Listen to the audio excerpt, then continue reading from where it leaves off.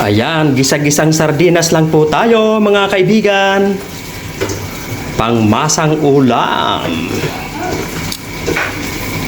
Ito yung ulam na kapag patapos na yung buwan,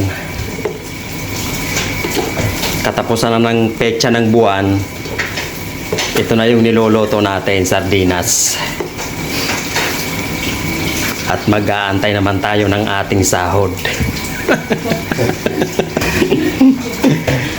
Hinaluan lang natin yan ng pichay mga kaibigan.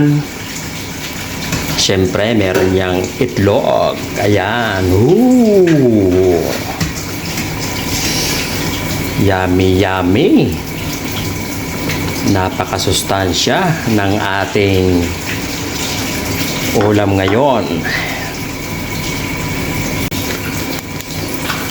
Lagay lang tayo ng konting seasoning. Ayan.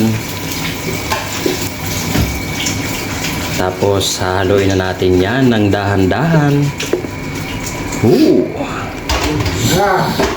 Minsan na luto na ang ating ginisang sardinas.